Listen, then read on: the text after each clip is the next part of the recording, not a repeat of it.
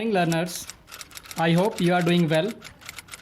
So today we are going to start our first lecture of grammar, या यूँ कह सकते हैं आप कि हम जो है बिल्कुल बेसिक से इंग्लिश को शुरू करने जा रहे हैं कि इंग्लिश शुरुआत कैसे होती है इंग्लिश की। ओके, देखिए पहली बात तो ये कि इंग्लिश जो है वो अपने आप एक लैंग्वेज है और लैंग्वेज को पढ़ने का बेस्ट तरीका होता है कि आप उसे जो है वो इंग्लिश की हेल्प से ही पढ़ें, यानी इंग्लिश पढ़ते वक्त आपको हिंदी का सहारा नहीं लेना चाहिए। ओके, ऑल दो अगर आप जो है बहुत ज़्यादा वीक है इंग्लिश के अंदर तो आप हिंदी की हेल्प ले सकते हैं, लेकिन अल्टीमेटली आपको इंग्लिश पे ही शिफ्ट करना है। चलिए अपना लेक्चर स्टार्ट करते हैं हम लोग। लेक्चर 1 में हम पढ़ने वाले हैं इंग्लिश के जो है वर्ड्स कैसे बनते हैं। देखिए इंग्लिश की शुरुआत होती है आपके अल्फ़ाबेट से। यह आप जानते हैं कि इंग्लिश की शुरुआत होती है अल्फ़ाबेट से। अल्फ़ाबेट्स क्या होते हैं आपको पता है, A to Z जो भी आप लिखते हैं उसे आप अल्फ़ाबेट्स बोलते हैं। अगर आप अल्फ़ाबेट्स को एक प्रॉपर ऑर्डर में अरेंज करते हैं in a proper order, then it becomes word. For example, अगर आपने CAT लिखा यानी C के बाद A देन T, तो इसका मतलब एक कैट लिख दिया आपने और एक वर्ड है ये। अगर आप इसे लिखते हैं ACT तो आपने लिख दिया एक्ट, ये भी एक वर्ड है। लेकिन अगर आप इसे लिखते हैं TCA, this is not a word. These are the words but this is not a word. Actual में आप अगर अल्फ़ाबेट्स को एक प्रॉपर ऑर्डर में अरेंज करेंगे तो आपका बनेगा वर्ड, लेकिन अगर आप उन्हें प्रॉपर ऑर्डर में अरेंज नहीं करते हैं तो आपका वर्ड नहीं बनने वाला। इसके आगे अगर आप जानें तो वर्ड को अगर आप प्रॉपर ऑर्डर में अरेंज करेंगे तो बनेगा सेंटेंस। अगर आप वर्ड्स को प्रॉपर ऑर्डर में अरेंज करते हैं तो क्या बनेगा, तो बनेगा सेंटेंस। बहुत सिंपल सी बात है। अगर हम सेंटेंस का एग्जांपल लें, for example Ram is going to market. हमने एग्जांपल लिया Ram is going to market. अगर मैंने बोला आपसे कि राम मार्केट जा रहा है, अब इसके अंदर बहुत सिंपल सी बात है, आपने इन वर्ड्स को एक प्रॉपर ऑर्डर में अरेंज किया है तो आपका सेंटेंस बन गया। अगर यहाँ पे भी अगर आप ऑर्डर को रीअरेंज कर देते हैं, आप पहले मार्केट लिख देते हैं, गोइंग लिख देते हैं, तो आपका सेंटेंस नहीं बनने वाला। यानी आप ये समझ चुके हैं कि अल्फ़ाबेट्स को अगर प्रॉपर ऑर्डर में अरेंज करेंगे तो वर्ड बनेगा और वर्ड को प्रॉपर ऑर्डर में अरेंज करेंगे तो आपका सेंटेंस बनेगा। चलिए अब सेंटेंस के अंदर समझते हैं क्या क्या चीज़ें हो सकती हैं। जो हमारे पास मेन वो जो हमारे सामने वर्ड है इसको हम बोलते हैं सब्जेक्ट। ये आप जानते हैं, आपने पक्का बचपन में पढ़ा होगा ये, ऑल्दो आप ये सब कुछ भूल चुके हैं। ओके, यानी जो आपका मेन वर्ड होता है उसे हम बोलते हैं सब्जेक्ट। सब्जेक्ट को हम डूअर भी बोल सकते हैं। We also called subject doer. अच्छा, आपका डूअर जो है यानी सब्जेक्ट जो है या तो वो नाउन होगा, नाउन क्या होता है, एंड, या फिर वो प्रोनाउन होगा। तो बेसिकली नाउन एंड प्रोनाउन होते क्या हैं मैं आपको लेटर लेक्चर से बताऊंगा कि नाउन प्रोनाउन क्या होते हैं। एक्चुअल में बच्चों को लगता है कि नाउन प्रोनाउन अपने आप में you can say that naming words है, ये इनके प्लेस पे यूज़ होते हैं, बट इतना ही नहीं है। नाउन प्रोनाउन के बहुत सारे रूल्स होते हैं, हम वो सारे अपने सभी लेक्चर्स के अंदर कवर करेंगे। ओके, आपको बहुत हेल्प करने वाले हैं एकेडमिक लेवल पे भी एंड कॉम्पिटिटिव लेवल पे भी। ओके, सो बेसिकली इसलिए करा रहा हूँ क्योंकि कुछ बच्चों को जो है बहुत सारी चीज़ें पता नहीं होती हैं शुरुआत में। Okay, that's why this is the base. चलिए आगे देखते हैं हम। अगर हम आगे बात करें, इसको हम और डिवाइड करें अगर बचे हुए सेंटेंस को, तो इसे हम बोलते हैं प्रेडिकेट। इसे हम क्या बोलते हैं, प्रेडिकेट। तो प्रेडिकेट के भी आगे पार्ट हो सकते हैं, यानी जो इंसान काम करता है उसको हम बोलते हैं सब्जेक्ट, और इसके भी अगर आगे पार्ट की बात करें हम तो क्या क्या हो सकता है, देखिए आप ध्यान से। अगर मैं प्रेडिकेट को यहाँ लिख देता हूँ इज गोइंग टू मार्केट। अगर मैंने प्रेडिकेट को यहाँ लिख दिया है तो इसे हम और ब्रेक डाउन करते हैं। ये इज हमारा क्या होता है, हेल्पिंग वर्ब।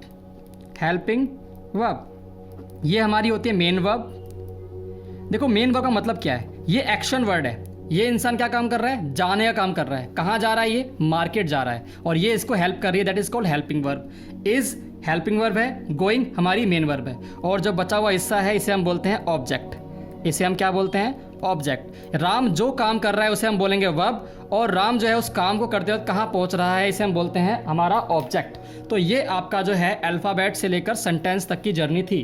अब हम समझेंगे सेंटेंस के टाइप कितने हो सकते हैं, सेंटेंस के टाइप्स क्या क्या होते हैं। ओके, चलिए सेंटेंस के टाइप्स पे आते हैं हम लोग। सेंटेंस के जो टाइप्स आपके हो सकते हैं वो मेनली आपके हो सकते हैं 5 टाइप्स। देखो मैं आपको ये बता चुका हूँ कि सब्जेक्ट हमारा होता है डूअर, इज हमारी हेल्पिंग वर्ब है, लर्निंग हमारी मेन वर्ब है, बचा हुआ हिस्सा उसे हम ऑब्जेक्ट बोल सकते हैं। ऑब्जेक्ट के भी बहुत सारे पार्ट्स हो सकते हैं, ये मैं आपको फर्दर लेक्चर्स के अंदर बताऊंगा। ठीक है, सब्जेक्ट क्या होता है, जो इंसान काम करता है, who does the action. Object होता है आपका whereupon the action is done, जिसके ऊपर काम किया गया है। अब हम सेंटेंस के टाइप्स पे आते हैं। हमारे पास पहला टाइप जो है वो है असर्टिव सेंटेंस। असर्टिव सेंटेंस के अंदर क्या होते हैं, इसके दो मेन पार्ट्स होते हैं, like affirmative and negative. Affirmative sentence होते हैं आपके स्टेटमेंट्स, यानी आप जब किसी के बारे में कुछ बताते हैं, किसी के एक्शन के बारे में बताते हैं, उसे आप बोलते हैं अफर्मेटिव। फॉर एग्जाम्पल, आपने बोला शी लर्न्स हर लेसन, वह अपना पाठ याद करती है, तो इसका मतलब क्या हो गया, आपने उसके बारे में एक स्टेटमेंट दे दिया, इसे हम बोलते हैं अफर्मेटिव सेंटेंस। अगर हम बात करें नेगेटिव की, इसके नाम से ही पता लग रहा है आपको कि ये आपका नेगेटिव सेंटेंस में क्या होगा, नोट आएगा। नेगेटिव का मतलब ही क्या होता है, नोट का यूज़ करना। She doesn't learn her lesson, वह अपना पाठ याद नहीं करती है, तो ये आपका जो है नेगेटिव हो जाएगा। अगर हम बात करें इंटेरोगेटिव की, सो इंटेरोगेटिव के अंदर क्या क्या आ जाएगा आपका, where do you reside in this city, ये एग्जाम्पल है। इंटेरोगेटिव के अंदर आप जो है क्वेश्चन पुटअप करते हैं, आप सामने वाले से सवाल पूछते हैं। चलिए एक वर्ड, अच्छा सा वर्ड हमारे सामने आया है, रिजाइड। रिजाइड का मीनिंग क्या होता है, कहीं पे रहना। मैं आपको बोलना चाहूँगा कि अपनी लैंग्वेज के अंदर अगर आप स्पोकन इंग्लिश सीखना चाहते हैं तो उसके लिए पहले आपको थ्योरी आनी चाहिए, जो हम डिस्कस कर रहे हैं। अगर थ्योरी आपको आ जाएगी तभी आप उसे बोलना सीख पाएंगे ना, सिंपल सी बात है। तो it's better to learn the theory first, then उसे प्रैक्टिस करेंगे हम, ठीक है। उसकी प्रैक्टिस मैं आपको करवाऊंगा अच्छे से, पहले हम थ्योरी कवर करेंगे। एक वर्ड यहाँ पे आया है रिजाइड। रिजाइड का मतलब होता है रहना। अभी तक आप रहने के लिए वर्ड यूज़ करते आए हैं live, where do you live in this city. लेकिन मैं आपको रिकमेंड करूँगा कि आप अपने वर्ड्स को जो है अब चेंज करना शुरू कीजिए। आपको अच्छे वर्ड्स यूज़ करने चाहिए, ठीक है। आपने देखा होगा बहुत सारे लोग बहुत अच्छे अच्छे वर्ड्स का यूज़ करते हैं, इसीलिए आपको अपनी वोकैबुलरी भी काम करना है। इसी चैनल पे आपको वोकैबुलरी की भी वीडियोस मिलेंगी, जो मैं आपको बहुत अच्छे मैनर में एक्सप्लेन करूँगा, ताकि आपको उसे रट्टा ना मारना पड़े, उसका यूज़ समझाया जाएगा आपको। ओके, चलिए दोबारा से टॉपिक पे आते हैं। इम्पेरेटिव सेंटेंस, थर्ड टाइप हमारा है इम्पेरेटिव सेंटेंस। इस टाइप के सेंटेंस के अंदर आप जो है किसी को एडवाइस देते हैं, अपना ओपिनियन बताते हैं, सजेशंस देते हैं, या किसी को ऑर्डर भी दे सकते हैं आप। For example, post these letters, इन लेटर्स को पोस्ट कीजिए। गो देयर, वहाँ जाइए। ओपन द डोर, गेट बंद कीजिए या खोल दीजिए, ठीक है। सो ये सारे आपके एग्जाम्पल हो जाते हैं इम्पेरेटिव सेंटेंस के। होप सो आपको समझ में आ रहा है अच्छे से। अगर कुछ भी आपको कहना है या कोई भी डाउट अगर आपका आता है तो प्लीज़ आप कमेंट कर सकते हैं, ठीक है। I will address your doubt. आगे हम देखते हैं ऑप्टेटिव सेंटेंसेस। ये क्या होते हैं आपके, इसके अंदर आप किसी को जो है क्या दे सकते हैं, किसी के लिए विश कर सकते हैं, किसी के लिए प्रे कर सकते हैं आप। For example, may you live long, यानी आपने किसी के लिए प्रे कर ली। क्या बोला आपने, मे यू लिव लॉन्ग, यानी भगवान आपको लंबी उम्र दे। ओके, अल्लाह आपको लंबी उम्र दे। तो ये आपका एग्जाम्पल था ऑप्टेटिव सेंटेंस का। इसमें आप किसी के लिए विश करते हैं, किसी के लिए प्रे करते हैं। चलिए आप मुझे कमेंट में बताइए आप कि अगर आप किसी को बर्थडे विश करते हैं तो वो कहाँ पे आएगा, यहाँ पे आएगा, यहाँ पे आएगा, इनमें से कौन सा टाइप आएगा। आई होप आप कमेंट करेंगे। आप जब किसी को बर्थडे विश करते हैं तो आप बताएंगे मुझे वो कौन सा टाइप होगा इनमें से।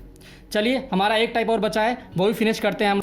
सो नेक्स्ट टाइप हमारे सामने है एक्सक्लेमेटरी सेंटेंस। इसे आप लास्ट टाइप भी बोल सकते हैं। In these sentences, in sentence के अंदर अपने इमोशंस को व्यक्त करते हैं आप, अपने इमोशंस को एक्सप्रेस करते हैं आप। जैसे आपने कोई मैच जीता तो आप तुरंत क्या बोलेंगे, hurrah we won the match. यानी आप ऐसे वर्ड यूज़ करते हैं जिससे आपका एक्सप्रेशन जो है, आपका सोरो, आपका दुख या फिर आपका जो है खुशी, वो जाहिर हो जाती है। Like word alas, wow, oh, bravo, इस टाइप के वर्ड का इस्तेमाल कर सकते हैं आप। For example, hurrah we have defeated our foe. देखिए फो एक वर्ड यूज़ किया है मैंने, इसका मतलब होता है enemy. Okay, hurrah we have defeated our foe. Defeat माने हराना, यानी हमने अपने दुश्मन को हरा दिया। Hurrah we have defeated our foe. तो ये आपका लास्ट टाइप था एक्सक्लेमेटरी सेंटेंस। आई होप आपको लेक्चर समझ में आया है। चलिए क्विक रिकैप करते हैं हम लोग। हमने क्या क्या पढ़ा है, हमने पढ़ा है आपके अल्फ़ाबेट्स के बारे में। अल्फ़ाबेट्स को अगर आप प्रॉपर ऑर्डर में अरेंज करते हैं तो आपका वर्ड बन जाता है। अगर वर्ड्स को अगर आप प्रॉपर ऑर्डर में अरेंज करेंगे तो आपका सेंटेंस बनेगा। सेंटेंस के दो हिस्से होते हैं, पहला जो इंसान काम करता है जिसे आप बोलते हैं सब्जेक्ट या फिर डूअर, और जो बचा हुआ पोर्शन उसे हम प्रेडिकेट बोल सकते हैं। इसके अलावा हमने पढ़ा कि सेंटेंस के आपके मेजरली 5 टाइप्स होते हैं। पहला टाइप क्या था, जल्दी सोचिए अपने दिमाग के अंदर। पहला टाइप हमारे सामने क्या था, जल्दी बताइए। वो था आपका असर्टिव सेंटेंसेस। असर्टिव सेंटेंस के अंदर क्या आता है आपका, असर्टिव सेंटेंस के अंदर आपका आएगा, उसके अंदर आपका अफर्मेटिव एंड नेगेटिव सेंटेंस आते थे। आपको याद होगा अच्छे से। अफर्मेटिव में आप स्टेटमेंट बताते हैं, नेगेटिव में आप नोट का इस्तेमाल करते हैं। सेकंड मेन टाइप हमारा था इंटेरोगेटिव सेंटेंसेस। इसके अंदर आप यूज़ करते हैं इंटेरोगेटिव वर्ड्स का। वेयर आर यू गोइंग, ये आपका एग्जाम्पल जो बनेगा वो बनेगा आपका इंटेरोगेटिव सेंटेंस का। उसके बाद आपने पढ़ा था इंपेरेटिव सेंटेंसेस। इंपेरेटिव सेंटेंस क्या होते हैं, इंपेरेटिव सेंटेंस के अंदर जो है आप किसी को ऑर्डर देते हैं या किसी को सजेशन देते हैं। For example, close the door, दरवाज़ा बंद कर दीजिए। तो ये आपका जो है आपके इम्पेरेटिव सेंटेंस का एग्जाम्पल हो गया। फोर्थ आपने पढ़ा था ऑप्टेटिव सेंटेंसेस। ऑप्टेटिव सेंटेंस क्या होते हैं? जहाँ पे आप विश करते हैं किसी के लिए या किसी से प्रे करते हैं तो आप यूज़ करते हैं ऑप्टेटिव सेंटेंस का। एक्सक्लेमेटरी सेंटेंस क्या होता है? एक्सक्लेमेटरी सेंटेंस जो हमारा लास्ट टाइप था, इसके अंदर आप अपनी फीलिंग्स, सडन फीलिंग्स को जो है वर्ड्स में एक्सप्रेस करते हैं, इसे आप बोलते हैं एक्सक्लेमेटरी सेंटेंस। ठीक है, फॉर एग्जाम्पल अलास। ठीक है, अगर किसी की डेथ हो जाती है तो आप यूज़ कर सकते हैं अलास, या अगर आप कुछ जीत जाते हैं मैच वगैरह तो आप यूज़ कर सकते हैं हुर्रा। ठीक है, वाओ, जब आप कुछ वंडरफुल देख लेते हैं। तो ये आपके सेंटेंस थे। आई होप आपको लेक्चर पसंद आया होगा। प्लीज़ इस लेक्चर को रिवाइज कीजिए, चैनल को सब्सक्राइब कीजिए। अगर आपको अच्छा लगा है लेक्चर तो अपने दोस्तों में शेयर कीजिए। ठीक है, आपको ज़रा भी फ़ायदा अगर इससे हुआ है तो इसे जो है आप लाइक कीजिए। अगर कुछ आपको कहना है तो आप कमेंट में मुझे बता सकते हैं। Thank you so much for being here. Kindly subscribe my channel. Thank you so much.